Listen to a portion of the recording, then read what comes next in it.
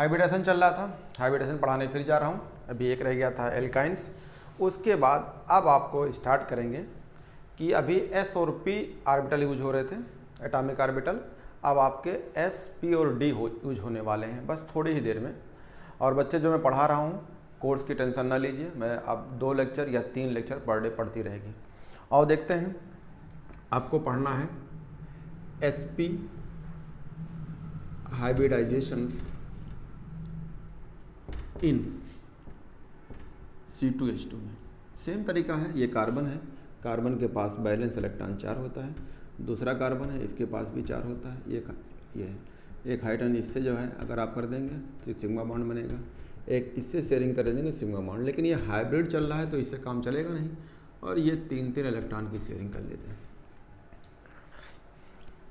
अगर इस कार्बन का देखा जाए हाइब्रिडाइजेशन, तो आप बताया था हाइब्रिडाइजेशन निकालने का तरीका कि नंबर ऑफ सिग्मा बॉन्ड, तो कितने सिग्मा है 0, 2 सिग्मा है, 0 लोन पेयर है बराबर 2, तो 2 बराबर sp हो जाएगा। सेम इसका भी sp होगा।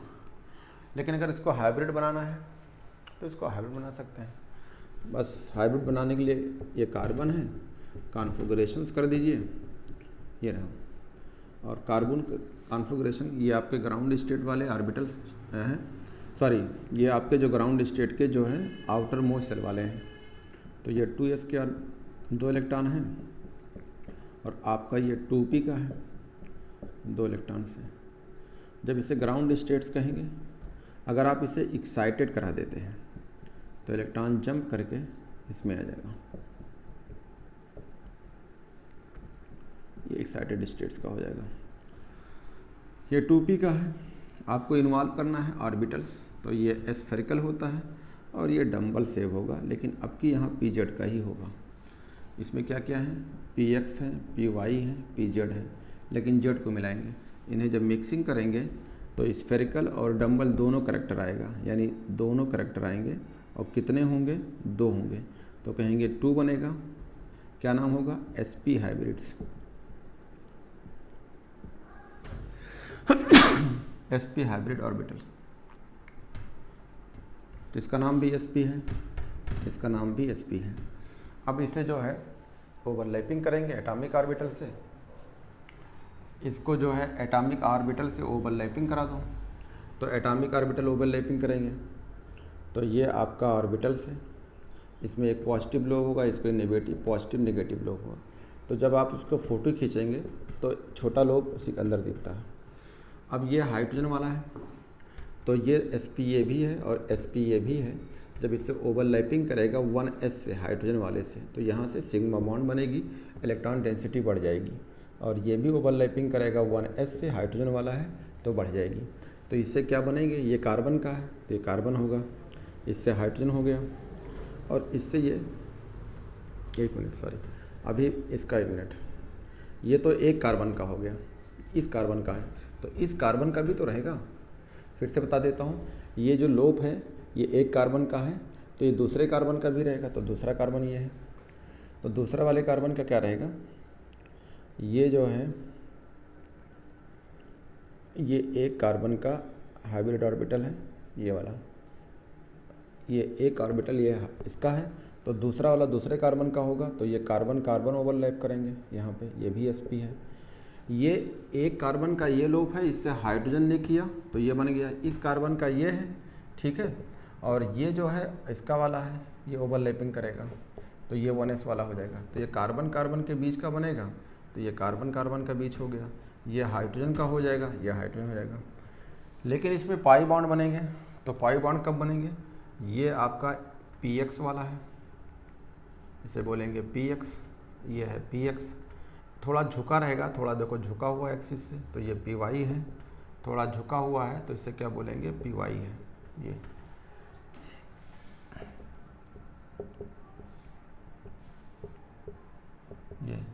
ये वाला जो स्टेट वाला है ये ओवरलैपिंग करेगा, ये वाला इससे ओवरलैपिंग करेगा, ये वाला जो स्टेट वाला है इससे ओवरलैपिंग करेगा, और ये वाला झुका वाला इससे ओवरलैपिंग करेगा, ठीक है। ये वाले जो हैं स्टेट वाले हैं, ये स्टेट वाले, तो स्टेट के ओवरलैपिंग ये करा दिए, और ये डॉट डॉट वाले जो हैं py, तो इससे एक बॉन्ड बनेगा पाई इधर और एक बनेगा ये इधर, तो ये आपके बनते हैं हाइब्रिड ऑर्बिटल से ऐसे ही, ठीक है। अब इसका कार्बन देखा जाए तो ट्रिपल बॉन्ड है, तो सिंगल बॉन्ड की बॉन्ड लेंथ ज़्यादा होती है, फिर डबल बॉन्ड होती है, फिर ट्रिपल बॉन्ड होती है, ठीक है। तो ये आपके एनसीईआरटी में दिया था। अब जो मेन चीज़ें हैं वो बताने जा रहा हूँ। अब बेटा यहाँ से बहुत इंपॉर्टेंट है बच्चों, यहाँ से बहुत ही इंपॉर्टेंट पढ़ाने जा रहा हूँ, इसको मिटा देता हूँ। अब जो है हाइब्रिडाइजेशंस पढ़ाने जा रहा हूँ किसका, अब इसमें डी ऑर्बिटल इन्वॉल्व रहेंगे। तो आप कहेंगे हाइब्रिडाइजेशंस ऑफ एलिमेंट्स, हाइब्रिड, ये बहुत इंपॉर्टेंट है, hybridisations of element involving d orbitals, d orbital, यानी हाइब्रिडाइजेशंस आप पढ़ने जा रहे हैं इसमें डी ऑर्बिटल हो। अभी क्या पढ़ रहे थे, एस और पी मिला के, तो इसमें डी होंगे। तो डी ऑर्बिटल कहाँ से स्टार्ट होगा, देखो सेकंड पीरियड के अगर एलिमेंट आप पढ़ते हैं, सेकंड पीरियड के एलिमेंट पढ़ेंगे, लिथियम से लेकर नियान तक जाएंगे तो आउटर सेल में एस और पी आता है। तो सेकंड पीरियड का कोई भी एलिमेंट होगा तो उसमें एस और पी ऑर्बिटल इन्वॉल्व होंगे, एस पी ऑर्बिटल इन्वॉल्व होंगे। और अगर बियॉन्ड सेकंड पीरियड का हो जाए, बियॉन्ड सेकंड पीरियड का हो जाए, बियॉन्ड सेकंड पीरियड का मतलब सेकंड पीरियड से नीचे आओ, थर्ड हो गया, फोर्थ हो गया, फिफ्थ हो गया, तो उसे बोलते हैं बियॉन्ड। तो इसमें क्या होते हैं, एस पी के अलावा क्या होता है, डी ऑर्बिटल भी होता है। तो S P D orbital involve होते हैं, ऑर्बिटल इन्वॉल्व होते हैं। अगर आपसे पूछा जाए किसी का भी, जैसे एल्युमिनियम, सिलिकॉन, फास्फोरस, जैसे फास्फोरस है तो फास्फोरस एटॉमिक नंबर 15, तो कॉन्फ़िगरेशन करोगे तो 1s2 2s2 2p 6 3s2 3p5, count करिए, यहाँ से हो गया 10 और ये हो गया 15 है, 1 मिनट, तो ये आएगा 3, ठीक है। आप अगर देखते हैं तो यहाँ पे 3d 0 है, यानी ऑर्बिटल है लेकिन वैकेंट है, ऑर्बिटल है लेकिन वैकेंट है। तो इन वालों को आप बोलेंगे, अब यहाँ पे आउटर सेल है, इसे बोलेंगे वैलेंस सेल है। अगर ये आपका वैलेंस सेल है तो वैलेंस सेल में ऑर्बिटल है ये, तो इसे बोलेंगे वैलेंस सेल ऑर्बिटल्स। तो थर्ड पीरियड जैसे इन्वॉल्व होता है, यूज़ करते हैं तभी डी ऑर्बिटल। तो देखो डी ऑर्बिटल के लिए एस पी और डी इन्वॉल्व हो जाएंगे। अब यहाँ पे अगर आपको हाइब्रिडाइजेशन देखना है, हाइब्रिडाइजेशन क्या देखेंगे, एनर्जी में देखेंगे, तो एनर्जी में डिफरेंस मिलेगी, बहुत डिफरेंस नहीं मिलेगी। जैसे आपसे पूछा जाए कि डी ऑर्बिटल इन्वॉल्व करना है तो डी ऑर्बिटल किस में इन्वॉल्व हो सकता है, एनसीईआरटी का लाइन है, तो कहेंगे सर 3s 3p और 3d ऑर्बिटल ले सकते हैं, ये इन्वॉल्व हो जाएगा, ठीक है। या फिर 3d का हो, 4s हो और फिर 4p ऑर्बिटल, ये इन्वॉल्व हो सकते हैं। यही सिर्फ इन्वॉल्व हो सकते हैं हाइब्रिडाइजेशंस के लिए, सिर्फ यही इन्वॉल्व होगा हाइब्रिडाइजेशंस के लिए। अगर आपसे पूछा जाए कि ऑर्बिटल एनसीईआरटी में अगर देखेंगे तो एनसीईआरटी में लिखा है 3p 3d 4s, कहेंगे ये इन्वॉल्व होगा, कहेंगे ये इन्वॉल्व नहीं होगा। ऐसे क्वेश्चन है, क्वेश्चन लिखाओ, which of the following given below involve d orbitals या involve in hybridisation for d orbital. Option ऐसे लिखा हो तो या तो ऑप्शन 3s 3p 3d लिखा होगा या फिर क्या लिखा होगा 3d 4s 4p, ये इन्वॉल्व नहीं होंगे। इसमें एनर्जी का क्या होगा, डिफरेंस। एनर्जी कैसे निकालते हैं, अगर आप एनसीईआरटी में देखना चाहते हैं इस चीज़ को तो मैं एनसीईआरटी फटाफट पढ़ देता हूँ। कह रहा है the element present in third period, direct बोल दिया, यानी बियॉन्ड कहिए या क्या बोलिए थर्ड पीरियड, यानी बियॉन्ड का मतलब बियॉन्ड सेकंड का मतलब होता है third period, fourth period, fifth, ऐसे। तो लिखा है एनसीईआरटी में पेज नंबर 124 में, the element present in third period containing D orbital in addition to S and P orbital. सही बात है, थर्ड पीरियड में क्या होगा, एस पी के अलावा क्या होगा, डी भी होगा। The energy of 3d orbital are comparable to the energy of the 3s and 3p orbital. ये रहा, कह रहा है 3d की, एकदम अच्छी क्वेश्चन है, कह रहा है 3d की एनर्जी कंपेयर कर सकते हैं 3s और 3p से। यानी इसके अंदर क्या होगा, ये लाइन एनसीईआरटी में लिखा है कंपेरेबल एनर्जी, यानी कंपेयर कर सकते हैं, कंपेरेबल एनर्जी। ये कैसे भैया? अगर एनर्जी की कंपेरेबल की बात है तो ये क्या है बता देता हूँ। एनर्जी जब भी आप देखना चाहेंगे तो दिख सकता है, क्या लगाएंगे, n+L रूल लगाते हैं एनर्जी के लिए। ये किसके लिए होता है, फॉर एनर्जी। फॉर एनर्जी का मतलब इसे कह सकते हैं n+L रूल लगा के इलेक्ट्रॉन को फिलिंग कर सकते हैं। n क्या है, प्रिंसिपल क्वांटम नंबर, L क्या है, एजीमुथल क्वांटम नंबर। अगर इन दोनों की वैल्यू ऐड करके अगर कम आती है तो इलेक्ट्रॉन उसी में भरा जाएगा, यानी उसकी एनर्जी कम होगी। जैसे आपसे कहा जाए n क्या होगा, प्रिंसिपल क्वांटम नंबर पढ़ाएंगे आपको। L क्या मतलब है, एजीमुथल क्वांटम नंबर।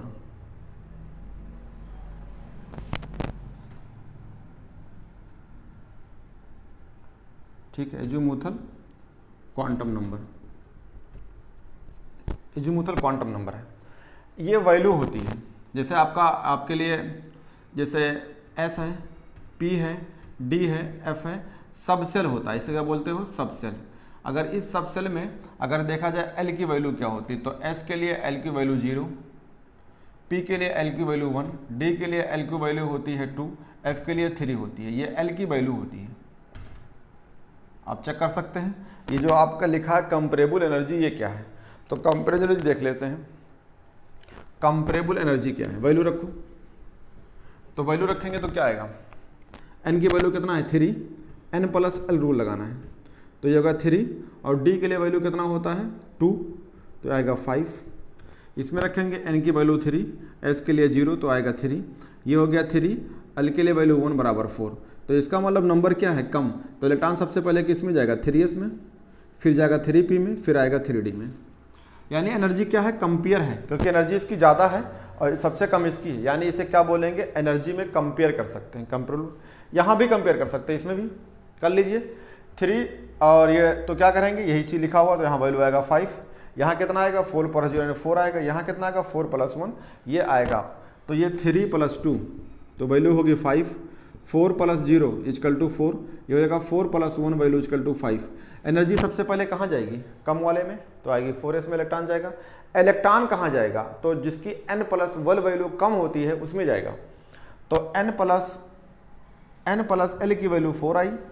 अब यहाँ पे दोनों वैल्यू सेम है, तो अगर दोनों वैल्यू सेम है तो जो वैल्यू आपकी ध्यान रखिएगा, ये वैल्यू बड़ी है और जो वैल्यू छोटी होती है, तो आप छोटी वाले, जैसे ध्यान देखिएगा, जैसे वैल्यू दिखा जाता है n+L, अगर n+L वैल्यू अगर सेम है तो आप देखेंगे यहाँ पे कितना है, क्योंकि एनर्जी जाएगी कहाँ, तो एनर्जी जब इसको भाई इसका भी 5 आ गया, इसकी 5 आ, तो जिसकी वैल्यू छोटी होगी उसमें इलेक्ट्रॉन जाएगा, तो यानी इलेक्ट्रॉन पहले इसमें जाएगा, फिर इसमें जाएगा, फिर इसमें आएगा। ठीक है, तो ये चीज़ें कंपेरेबल हो गई, कंपेयर कर सकते हैं कि इसकी एनर्जी तो कम है, इन दोनों की सेम है। तो कंपेयर एनसीईआरटी ने बोला था, तो मैंने आपको कंपेरेबल दिखा दिया। एनसीईआरटी आपको ये भी पूछ सकती है कि कौन सा ऑर्बिटल लोगे जो हाइब्रिडाइजेशन में इन्वॉल्व होते हैं, तो आपने कहा ये, और नीचे मैंने बताया कि अगर आप 3d ले लेते हैं 4p, अगर आप ले लेते हैं 3s या 3d है 4p है, अगर 3s है तो ये भी नहीं होगा, सिर्फ यही दोनों होंगे और कोई इन्वॉल्व नहीं होगा। एनसीईआरटी मैंने लाइन पढ़ा था, अब आगे पढ़ देता हूँ।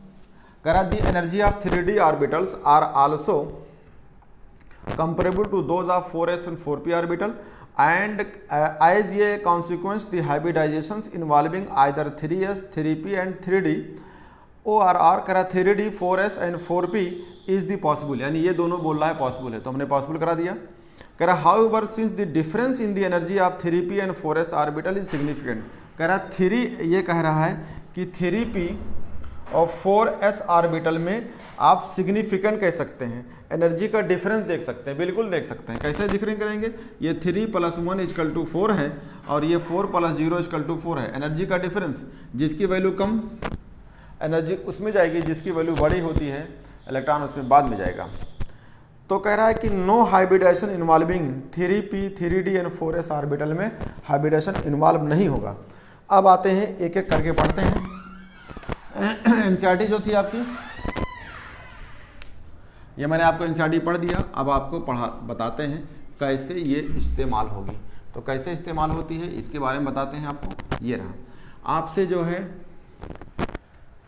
कई सारे हाइब्रिडाइजेशन आप पढ़ेंगे।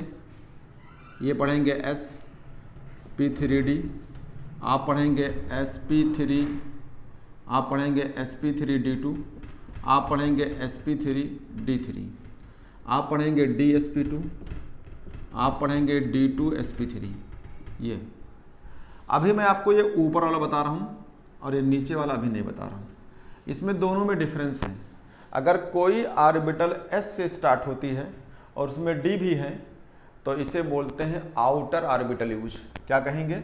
इस वाले को बोलेंगे कि इसमें आउटर ऑर्बिटल इस्तेमाल, तो कहेंगे आउटर ऑर्बिटल यूज।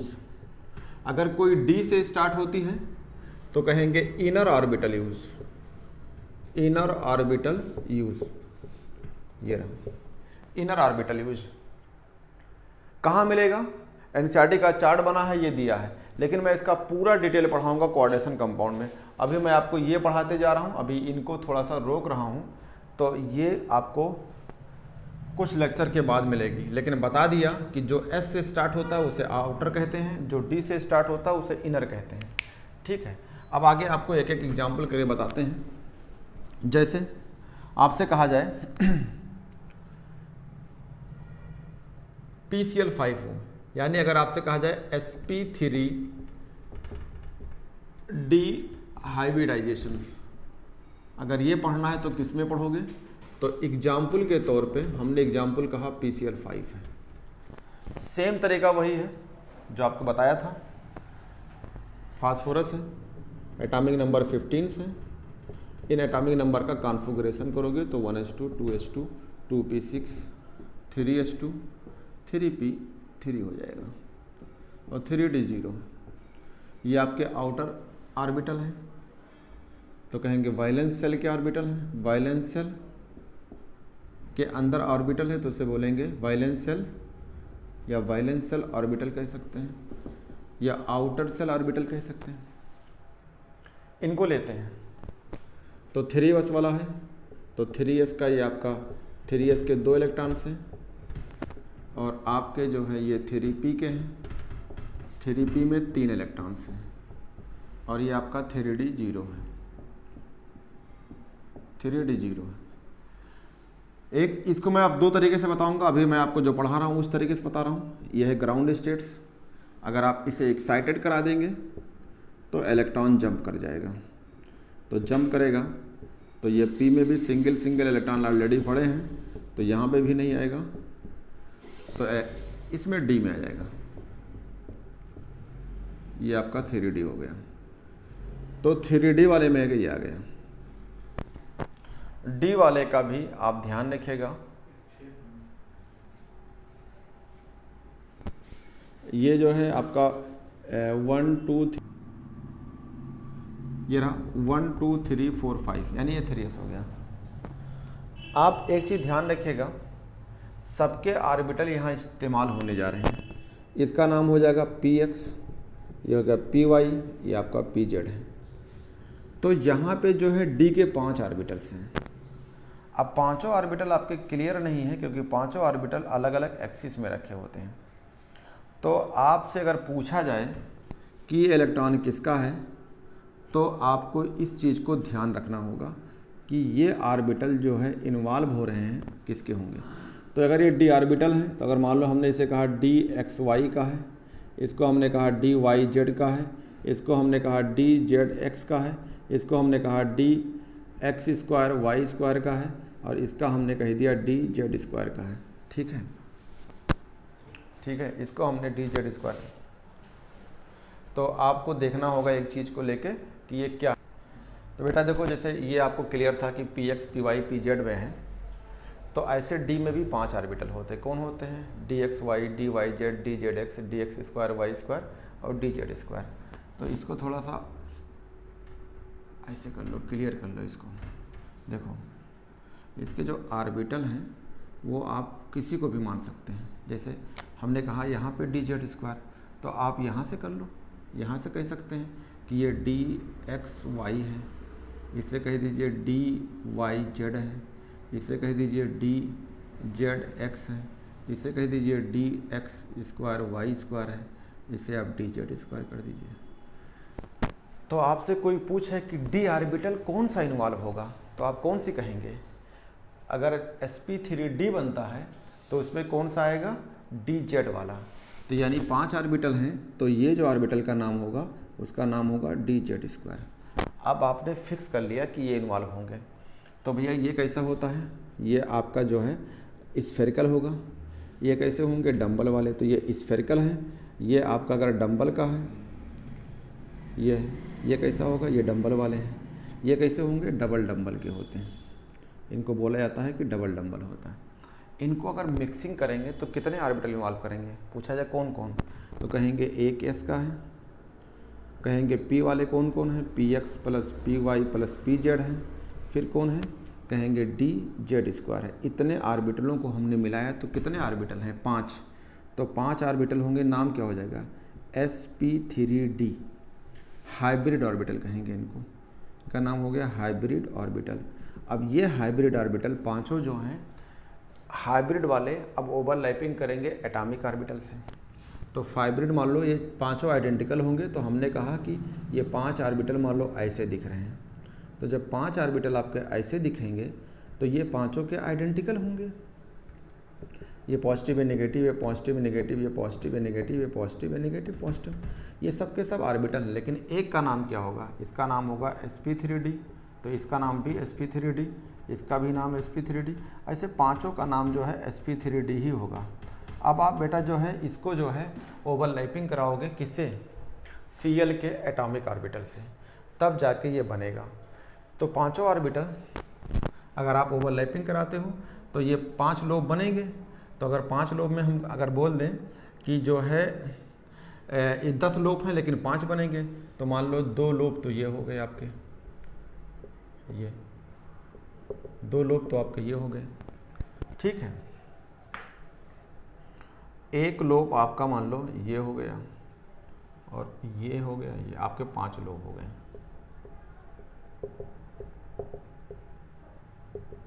ये 5 लोग हो गए। इसकी ओवरलैपिंग करेंगे। सबका नाम क्या है? sp3d। तो इसका भी sp3, यानी सब sp3d ही होंगे।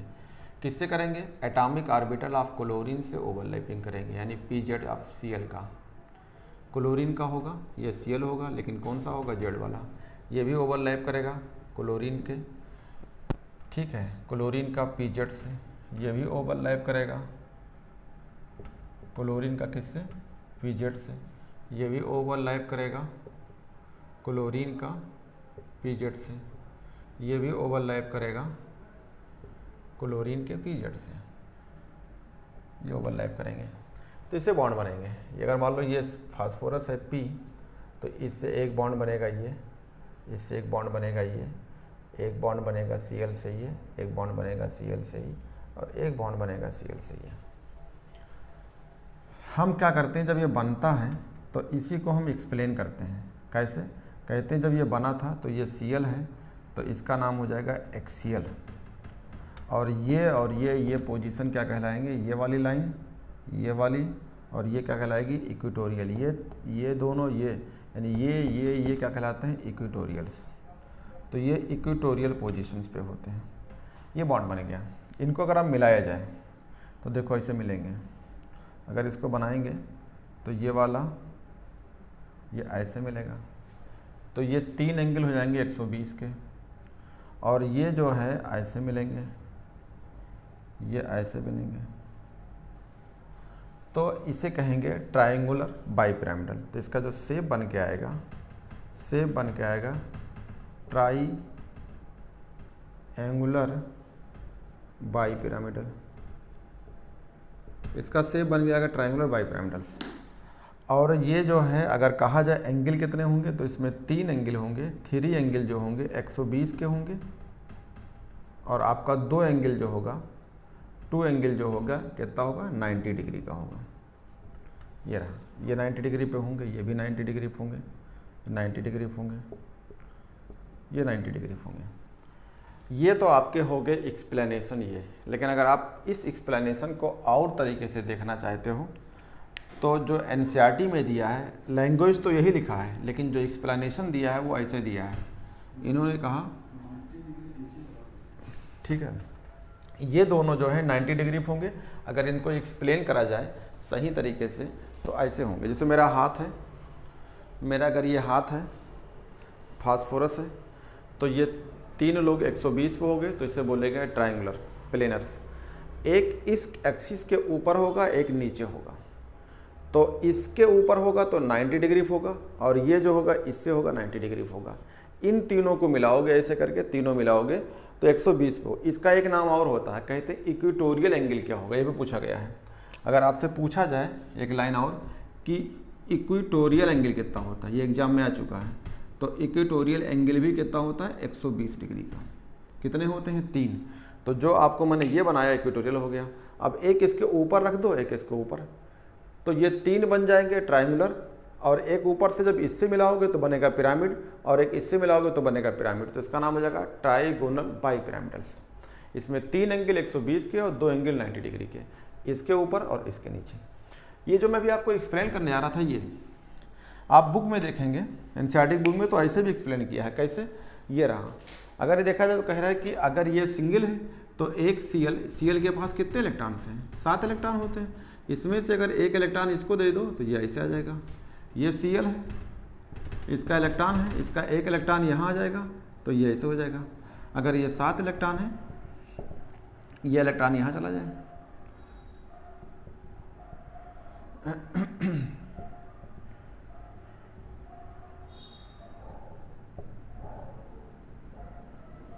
ये ना, तो बुक में देखें ऐसे हो जाएगा। लेकिन इस तरह के डायग्राम हम आपको पढ़ाएंगे कोऑर्डिनेशन कंपाउंड में। अभी मैं जो है ये बताया हूँ, और इसमें भी वही हुआ है, क्योंकि ये जो है ये सही तरीका तो क्या है कि sp3d ओवरलैपिंग किया है, तब यहाँ सिग्मा बॉन्ड बना है। ये सिग्मा बॉन्ड है, ये बुक में दिया है, ठीक है। जब आप हायर क्लास में पढ़ोगे तब मैं भी इसको ऐसे ही एक्सप्लेन करूँगा, लेकिन अभी मैं आपको किताब की तरह एनसीईआरटी की तरह एक्सप्लेन करता हूँ। तो ये आपके हो जाएंगे क्लियर। अब इसमें सवाल आता है। सवाल था, एनसीईआरटी पढ़ेंगे तो अगले पेज पे डायग्राम बना है, ये क्वेश्चन दिया है। क्वेश्चंस क्या, मैं ऐसे बताता हूँ। 2019 में क्वेश्चंस आ गया। क्या क्वेश्चंस आ गए बताता हूँ आपको। सेम क्वेश्चन था, और मैं इसको मिटाता हूँ।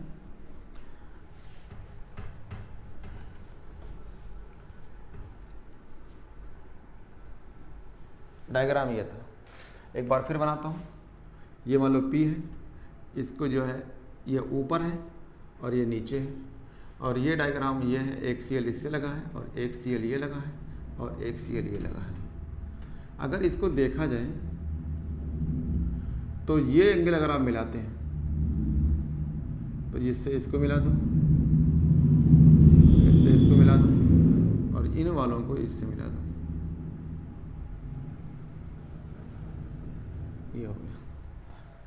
तो इस वाले को आपने क्या कहा था, अभी इसको क्या बोला है, इसको बोला है एक्सियल, इसे आपने बोला है एक्सियल पोजीशंस, और इसको जो है इस वाले को, इसको या इसको क्या बोला है इक्वेटोरियल। तो यानी ये वाला आपका इक्वेटोरियल है, इक्वेटोरियल है, ये इक्वेटोरियल है। आपने बताया कि अगर ये 90 ये 90, तो अगर ये जो एक्सियल वाले हैं ये 90 मिला के हैं, कौन से वाले हैं एक्सियल वाले हैं, तो इनकी पूरी एंगल कितना हो जाएगी, टोटल है इनके बीच कितना हो जाएगा फिर 180 की। तो एक्सियल वाले कितने हो जाते हैं 180 के। इक्वेटोरियल वाले एंगल हैं, 3 एंगल होते हैं। इक्वेटोरियल 3 एंगल होता है, 3 एंगल होता है कितना 120 का होता है। एक पॉइंट तो ये हो गया आपका। दूसरा पॉइंट है एक्सियल की जो है बॉन्ड लेंथ थोड़ी बढ़ जाती है। क्यों? क्योंकि देखा जाता है कि इक्वेटोरियल का और इनमें बीच में रिपल्सन देखते हैं, तो कह रहा है इनका जो है इस पे इफेक्ट आती है, यानी रिपल्सन्स थोड़ी, जैसे कोई 2 लोग बैठे हैं, अगर 2 बच्चे बैठे हैं और कोई टीचर पढ़ा रहा है तो बच्चे बात करते हैं तो टीचर तो दिक्कत होती है, रिपल्सन्स होती है। तो ये देखा गया कि एक्सियल और इक्वेटोरियल दोनों हैं। देखो रिपल्सन पढ़ाएंगे आपको क्या होती है, सबसे ज़्यादा होती है लोन पेयर ऑफ लगा, फिर होता है लोन पेयर, बॉन्ड पेयर, और सबसे कम होती है bond pair of bond pair electron के अंदर, ये रिपल्सन सबसे कम होती है। तो ये सब बॉन्ड बॉन्ड है, तो बॉन्ड पेयर ऑफ इलेक्ट्रॉन में रिपल्सन कम होती है। लेकिन फिर भी देखा गया कि एक्सियल में रिपल्सन ज़्यादा होती है। एक्सियल जो होती है पोजीशंस में, positions have more repulsions in comparison to equatorial positions. तो जब जिसमें रिपल्सन्स ज़्यादा होगी उसमें क्या होगा, बॉन्ड लेंथ स्लाइटली बढ़ जाएगी। तो कहते हैं axial bond length slightly longer than equatorial. तो एक्सियल की जो बॉन्ड लेंथ होगी, axial bond length slightly longer than equatorial से। एक पोजीशन तो ये भी है टोरियल्स। और जो है एक चीज़ और इसमें होती है कि PCl5 के बहुत सारे रिएक्शंस हैं इनऑर्गेनिक में, ऑर्गेनिक में। ये हम आपसे पढ़ाएंगे PCl5, हमारे एक ट्रिक है ऑक्सीजन चोर है। तो PCl5 मोर रिएक्टिव होती है, PCl5 इज़ मोर रिएक्टिव, काफ़ी रिएक्टिव होती है, मोर रिएक्टिव। ये NCERT का लाइन है, ये NCERT है हमारे हाथ में, और NCERT में जो है पेज नंबर 125 पे लाइन लिखा हुआ है। क्या लिखा, as the axial bond pair suffer more repulsions interactions than equatorial, therefore axial bond have been founded slightly longer than and weaker. यानी ये लंबी होगी और साथ में क्या होगी, जो बॉन्ड लंबी हो जाती है वो क्या हो जाएगी, वीक। तो कहेंगे axial bond length slightly longer than equatorial, और कह सकते हैं ये वीक होगी। तो जब ये एक्सियल वाली क्या होगी, axial bond length are weak. किसके weak, in comparison to equatorial से। ये NCERT में लिखा है। और लास्ट में लाइन में लिखा है कि PCl5 इज मोर रिएक्टिव। ये NCERT का लाइन है।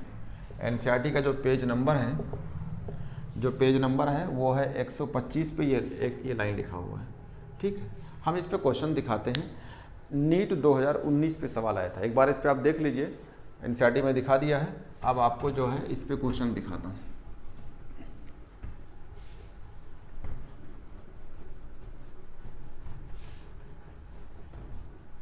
अगर क्वेश्चंस देखते हैं तो ये आपके क्वेश्चंस हैं। ये हमारे पास पेपर है हाथ में, ये जो है 2019 का पेपर है और पूरे 45 क्वेश्चन NCERT से ही आया था। हमने इस पे पूरा पेज नंबर दिया है और अपने YouTube में भी इसको डिस्क्राइब किया है, बताया है।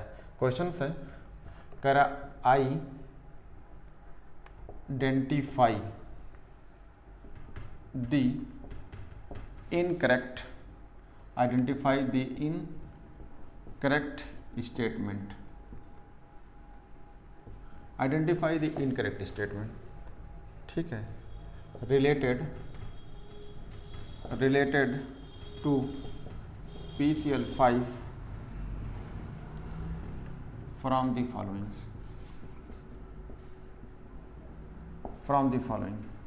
ठीक है, ये नीट का क्वेश्चन है और 2019 में आया था। ऑप्शन है फर्स्ट, कह रहा है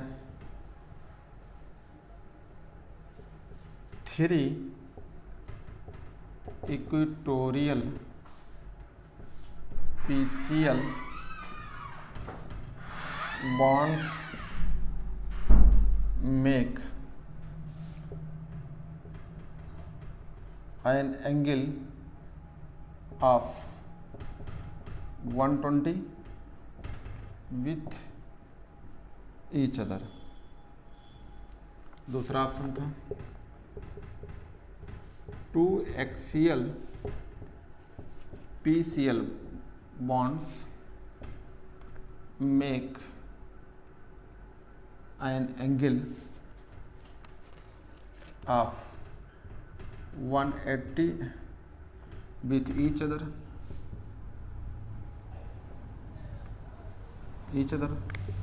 थर्ड पॉइंट था axial PCl bonds are longer than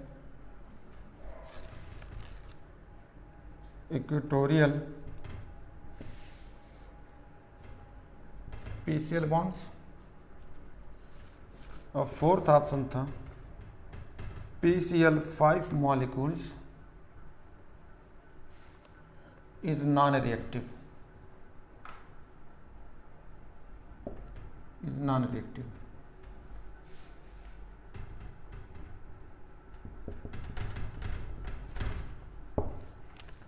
ठीक है, ये लिखा हुआ आपका। अब देखिए मिलाइए, अभी मैंने बताया आपको पढ़ाया, 3 equatorial PCl bond make an angle 120 each other, एकदम बात सही है। आपसे पूछना है इनकरेक्ट, ये इनकरेक्ट स्टेटमेंट क्या है, तो ये तो सही है। कह रहा है 2 axial PCl bond make an angle 120 180, सही बात है, ये भी पढ़ाया कि अगर एक्सियल का ये है और ये है तो ये 90 मिला के कितने हो जाएगा 180। अभी बताइए, ये भी सही है, ये भी सही है। कह रहा है axial PCl bond are longer than equatorial, एकदम बात सही, अभी मैंने पढ़ा एनसीईआरटी लाइन है। PCl5 molecule is more reactive, ये बात गलत है। PCl5 के बहुत सारे रिएक्शंस हैं, ऑर्गेनिक इनऑर्गेनिक बहुत ज़्यादा रिएक्टिव। एनसीईआरटी में लास्ट लाइन लिखा हुआ था कि PCl5 molecules are more reactive, लेकिन यहाँ क्या लिखा है नॉन रिएक्टिव, ये बात गलत है। तो आप गलत तो ढूंढना था, तो यही आंसर हो जाएगा आपका। तो एनसीईआरटी का लाइन टू लाइन आता है, आपको मैं दिखा भी रहा हूँ। आगे चलते हैं, अब आता है हाइब्रिडाइजेशन आपका।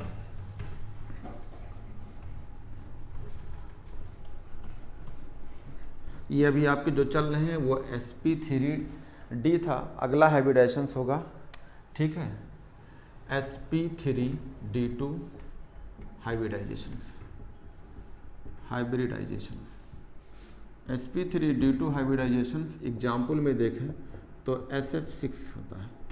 और देखते हैं सल्फर, फिर वही सल्फर का एटॉमिक नंबर 16, कॉन्फ़िगरेशन करोगे तो 1s2 2s2 2p6 3s2 3p4 3d0, ये रहा 10 दोबारा 416, ये रहा।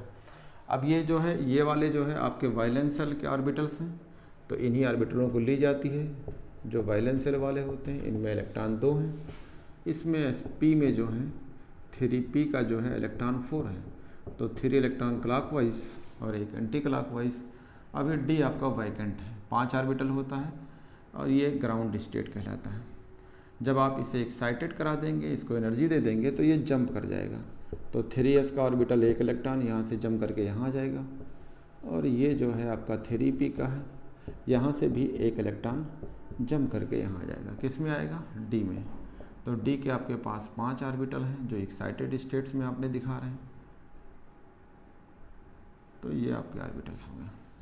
इलेक्ट्रॉन जाएगा, यहाँ पे जंप करेगा, यहाँ पे भी जंप करेगा। आपको बता चुका हूँ ये 5 ऑर्बिटल हैं, चाहे इधर से नाम दो चाहे इधर से। मान लो इसका नाम अगर दे दिया तो इसका नाम है DXY, इसका नाम है DXY, इसका नाम है DYZ, इसका नाम है DZX, इसका नाम है DX2Y2, इसका नाम है DX2Y2 और इसका नाम है DZ2।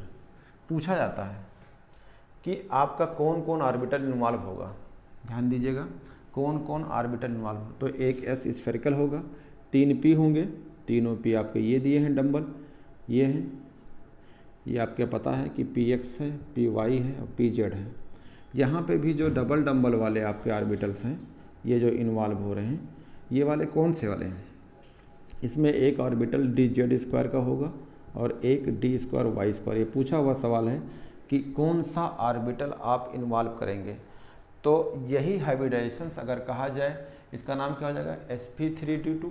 इसी को आप d2sp3 भी कह सकते हैं, और d2sp3 में जो ऑर्बिटल इन्वॉल्व होंगे उसमें भी यही होते हैं। कौन इन्वॉल्व होता है, DXY2 और DZ2। तो ये आपके ऑर्बिटल इन्वॉल्व पूछा हुआ था, तो आप ये कहेंगे ये ऑर्बिटल हैं।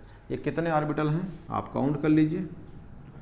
ये ऑर्बिटल अगर देखे जाएं तो ये कितने ऑर्बिटल हैं, ये आपके 1 2 3 4 5 6 कौन कौन है, S है, दूसरा क्या है PX PY PZ है, तीसरा कौन है, D X square Y square है, और मतलब ये पांचवा हो गया, और छठा जो है डी जेड स्क्वायर। ये इतने इन्वॉल्व होते हैं।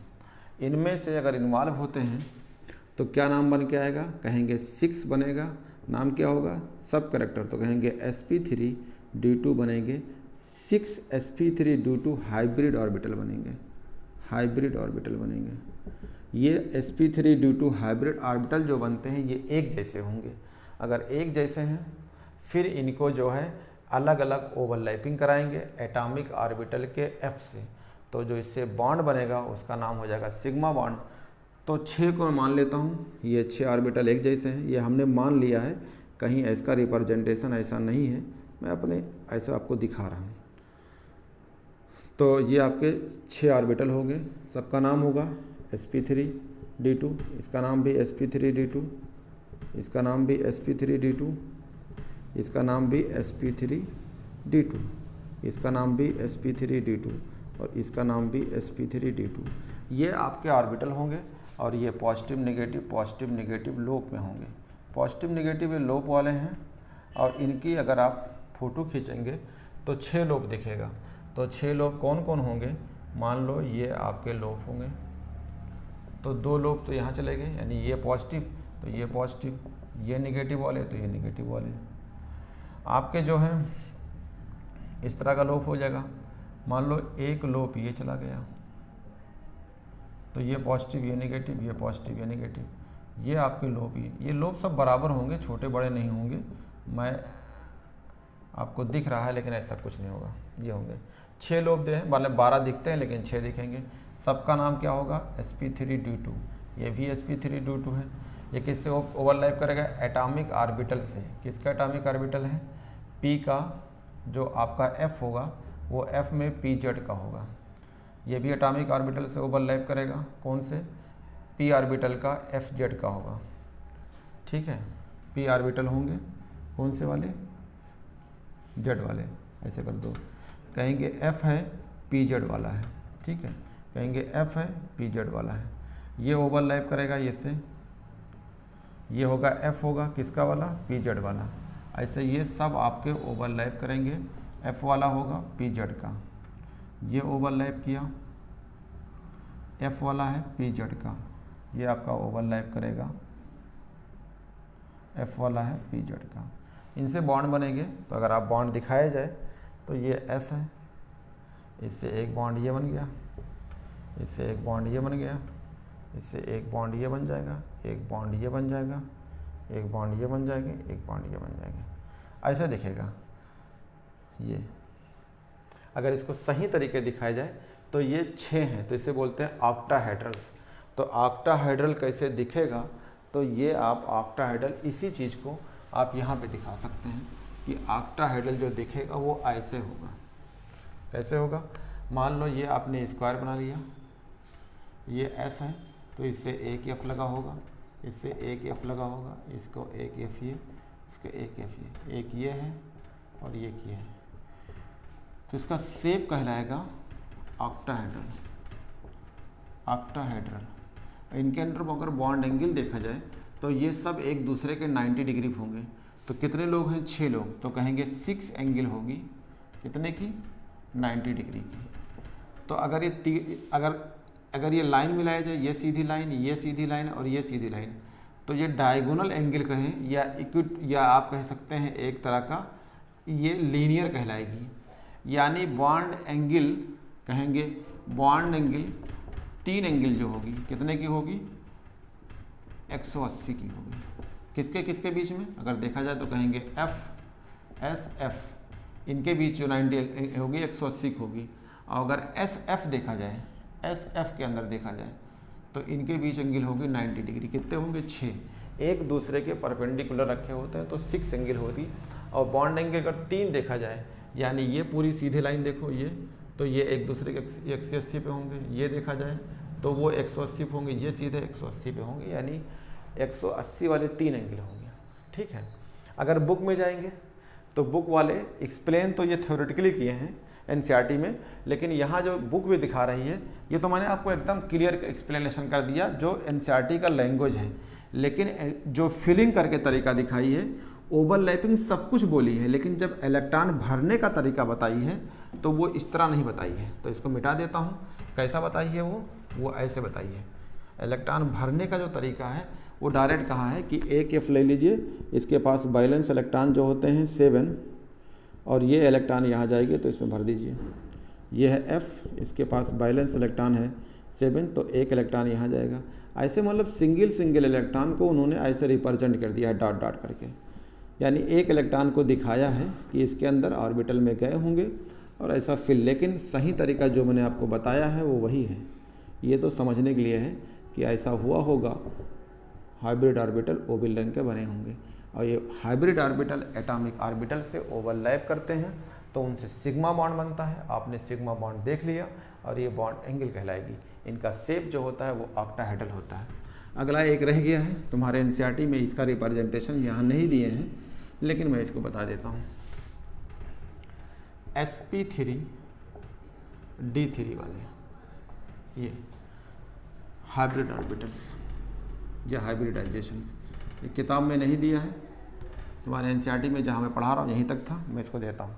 इसकी एग्जाम्पल ले लीजिए तो ये हो जाएगा IF7। इसको भी आप कॉन्फ़िगरेशन करने की कोई ज़रूरत नहीं, सेम तरीका होगा। इसके हाइब्रिड बने होंगे ऐसे ही, कॉन्फ़िगरेशन करोगे, लास्ट में मिक्सिंग करोगे तो 7 होंगे, मिक्सिंग करने के बाद बनेंगे ये। फिर जब हाइब्रिड बनेगा sp3, कितने बनेंगे? 7 बनेंगे sp3d d3 hybrid orbitals. Hybrid orbitals, इस हाइब्रिड ऑर्बिटल को एक एक करके जो है ओवरलैपिंग करोगे, किससे? F से, तब वो बॉन्ड बनेगा सिग्मा बॉन्ड। लेकिन फिर वही प्रोसेस मैं आपको बता के आ रहा हूँ, तो इतने आप समझदार हो गए हैं कि आप इसी को मैं अब डायरेक्ट बता देता हूँ कि जैसे ये रहा होगा, ये हाइब्रिड ओवरलैप करेगा F से, तो ऐसे F से ओवरलैप करेगा एटॉमिक ऑर्बिटल। फिर ये हाइब्रिड sp3d ओवरलैप करेगा एक F से, फिर ऐसे ही हाइब्रिड sp3d ओवरलैप करेगा। तो ऐसे कितने लोगों से ऐप करेगा एटॉमिक के? 7 से। 7 से इनको सबको जोड़ोगे तो ये सब जुड़ेंगे, ऐसे जुड़ेंगे। ये मैंने ऐसे अंदाजन बताया है, लेकिन इसमें ऐसे नहीं जुड़ेंगे। 5 लोग तो नीचे रहेंगे और 2, एक ऊपर और एक नीचे रहेगा, तो क्या बोलेंगे? 5 तो आपस में रहेंगे, तो 5 आपस तो क्या बोलेंगे? पेंटागोनल। और जैसे आपको पढ़ाया था, अभी क्या पढ़ाया था? अभी आपको दिखाया था PCl5 वाले का। तो PCl5 में आपने क्या देखा था? देखा था कि 3 लोग आपस में ऐसे प्लेन में थे, ऐसे थे, और 2 वाले एक ऊपर एक नीचे था। अब क्या करेंगे कि 5 लोग जो हैं, जैसे अभी तो 3 लोग थे, 1 2 3 वाले थे, तो एक ऊपर और एक नीचे PCl5 में था। अब क्या कहेंगे? ये हमारा हाथ I है, तो यहाँ पे 1 2 3 ये हो गया, एक और लगाओगे 4, एक और लगाओगे 5, तो 5 लोग तो ऐसे जुड़ जाएंगे। एक ऊपर रहेगा और एक नीचे रहेगा, तो इनको बनाओगे तो 2 पिरामिड बनेंगे और 5 नीचे रहेंगे, तो क्या नाम हो जाएगा? पेंटागोनल तो रहेगा, नाम क्या हो जाएगा आगे? Pyramid, bi pyramidal. तो पेंटागोनल बाई पिरामिडल, तो पेंटागोनल बाई पिरामिडल इनके हो जाएंगे शेप हो जाएंगे। और इनकी एंगल देखा जाए तो इसमें 2 एंगल जो होगी, 2 एंगल जो होगा किसका? IF का, यानी 2 एंगल IF का होगा 90 डिग्री का, ठीक। और इसमें 5 एंगल जो होंगे, 5 एंगल जो होगा, ठीक है, कितने होगा IF का? ये होगा 72, यानी 72 एंगल का होगा। 5 एंगल 72 होंगे और 2 एंगल 90 डिग्री पे होंगे, यानी 5 तो ऐसे जुड़े होंगे, एक ऊपर होगा एक नीचे होगा। जब इसको जोड़ोगे तो पिरामिड और इसको जोड़ोगे पिरामिड। ये आपके हाइब्रिड ऑर्बिटल होंगे और इसमें से जो है आपका एनसीईआरटी का चीज़ क्लियर हो गई। अब आपको मैं हाइब्रिडाइजेशंस पढ़ा दिया, लेकिन अभी आपको मैं एक हाइब्रिडाइजेशंस और पढ़ाऊंगा जो हमारा ट्रिक्स रहेगा। ये तो आपकी किताब की तरीके से पढ़ा दिया, एक हाइब्रिडाइजेशंस मैं अपनी ट्रिक पढ़ाने जा रहा हूँ, जिसे निमोनिक्स कहते हैं, उससे पढ़िए। ये ट्रिक क्या है? अगर आप हाइब्रिडाइजेशंस निकालना चाहते हैं, हाइब्रिडाइजेशन निकालना चाहते हैं, तो ऐसे कहिए MCB/2। ये रहा, क्या बोलेंगे? MCB/2। ये क्या है? M क्या होता है? Monovalent, valent, attach with central atom, monovalent कौन कौन होते हैं? जो अक्सर पूछा जाता है वो हाइड्रोजन होता है। Hydrogen means fluorine, chlorine, bromine या आयोडीन, या फिर हाइड्रोजन होता है, H होता है, हाइड्रोजन्स। यही अक्सर एग्जाम्पल में यही लिखा रहता है, तो हमने एग्जाम्पल भी लिख दिया। मोनोवैलेंट ये यूज किए जाएंगे। C क्या है? C का मतलब है charge, charge on central items. तो सेंट्रल आइटम पे चार्ज क्या होगा? ये है। और V क्या होगा? Valence electron, valence electron on central item. ये चार्ज, एक चीज ध्यान रखिएगा, अगर चार्ज की बात करते हैं, अगर पॉजिटिव चार्ज होगा एक, तो एक आपको घटाना पड़ेगा, सब्सट्रैक्ट करना पड़ेगा। अगर नेगेटिव होगा तो उसमें उतने चार्ज जोड़ना पड़ेगा। एग्जाम्पल के तौर पे जैसे मान लो, कैसे इसको अप्लाई करेंगे? अप्लाई करते हैं। आपसे पूछा जाए अमोनिया का हाइब्रिडेशन क्या होगा, अमोनियम आयन का हाइब्रिडेशन क्या होगा, सल्फेट आयन का हाइब्रिडेशन क्या होगा, फास्फेट आयन का हाइब्रिडेशन, ऐसे कोई भी हो आप निकाल सकते हैं। लेकिन ध्यान दीजिएगा, डाइवेल सेंटर एक होना चाहिए। एक सेंटर के लिए ट्रिक पढ़ा रहा हूँ, ये नहीं कि आप कोई एल्केन लंबी सी जोड़ है बताइए उसके। हम एक सेंटर, यहाँ पे अमोनिया, अगर अमोनिया है तो नाइट्रोजन एक सेंटर है, ये भी एक सेंटर है, ये भी सबके लिए है। और यूज करते हैं हाइब्रिडाइजेशन निकालने के लिए तरीका। N, पहले ये पढ़िए M। M का मतलब मोनोवैलेंट, यानी कितने हैं? 3। तो यानी आपके 3 हाइड्रोजन, 3 मोनोवैलेंट हैं। इस पे कोई चार्ज दिख रहा है पॉजिटिव नेगेटिव? नहीं, तो कहेंगे 0 चार्ज है। कहेंगे नाइट्रोजन का बैलेंस इलेक्ट्रॉन सबको पता है कितना होता है? 5/2। तो कितना हो जाएगा? 8/2। कितना आएगा? 4 बराबर क्या हो जाएगा? sp3। ये रहा। अगर आपसे पूछा जाए अमोनियम आयन का क्या होगा हाइब्रिडाइजेशन, तो कहेंगे M का मतलब मोनोवैलेंट। तो कितने हैं आपके मोनोवैलेंट? 4, यानी 4 हाइड्रोजन है। इस पर कितना चार्ज है? एक पॉजिटिव। तो पॉजिटिव का मतलब है इलेक्ट्रॉन निकल गया होगा, तब भी आप जितना निकले वहाँ आप भी निकाल दीजिए। तो कहेंगे एक इलेक्ट्रॉन यानी -1, और बैलेंस इलेक्ट्रॉन कितना नाइट्रोजन का? 5/2। तो क्या कहेंगे? 5 4 9 1 यानी 8, यानी 8/2, यानी कितना आएगा? 4 बराबर क्या कहलाएगी? sp3। यानी आपके ये 2 के हाइब्रिडेशन ये हो गए। इधर आते हैं सल्फेट पे। अगर ये है मान लो आपका सल्फेट SO4-2, तो क्या कहेंगे? हाइब्रिडाइजेशन निकालना है। कैसे निकालेंगे? मोनोवैलेंट कितना है? यहाँ तो ऑक्सीजन डाइवैलेंट, तो कहेंगे 0 है। चार्ज कितना है? -2 है, यानी इलेक्ट्रॉन आया होगा, तो जितने इलेक्ट्रॉन आए उतने आप जोड़ दीजिए। बैलेंस इलेक्ट्रॉन सल्फर का, जो ऑक्सीजन का होता है वही सल्फर, यानी कितना? 6/2, यानी कितना हो जाएगा? 8/2, यानी कितना आएगा? 4 बराबर क्या होगा? sp3। ये है फास्फेट का। अगर आप फास्फेट निकालना चाहते हैं तो आप निकालेंगे हाइब्रिडाइजेशंस। इसके लिए मोनोवैलेंट, यहाँ पे ऑक्सीजन डाइवैलेंट है, तो कहेंगे मोनोवैलेंट 0 है। चार्ज यानी 3 नेगेटिव है, यानी 3 इलेक्ट्रॉन आया होगा, तो आप जोड़ दीजिए। यहाँ 3 कहेंगे, 3 इलेक्ट्रॉन इसके पास आया होगा, जोड़ दिया। इसका बैलेंस इलेक्ट्रॉन जो नाइट्रोजन का होता है वही फास्फोरस, यानी 5 होता है /2, यानी क्या हो जाएगा? 8/2, यानी कितना आएगा? 4 = क्या होगा? sp3। तो ये आपके लिए सवाल लगाने के लिए है। ये जैसे हाथी के 2 दांत होते हैं, तो जो पढ़ाया हूँ वो हाथी के दांत थे। अगर सिर्फ हाइब्रिडाइजेशन पूछे तो आप इसको अप्लाई करिए, अगर थ्योरेटिकली पूछे तो जो आपको लॉजिक पढ़ाए हैं वही है। 1-2 और आपको बता देते हैं, यही ट्रिक आप अप्लाई करिएगा और एक्सप्लेन उसे करिएगा जो मैंने एक्सप्लेन करके दिखाया है, तो ये आपका हाइब्रिडाइजेशन ख़त्म हो गया। बस 1-2 एग्जाम्पल और करा देते हैं। जैसे मान लीजिए इंजीनियरिंग में आया था I3+, इसको निकालना है, तो आप सबको पता है इसका एक सेंटर होगा, तो हाइब्रिडाइजेशन निकालना है, तो इसका एक सेंटर होगा, अब बाकी 2 लगे होंगे। तो मोनोवैलेंट कितने लगे होंगे? 2, तो कहेंगे 2।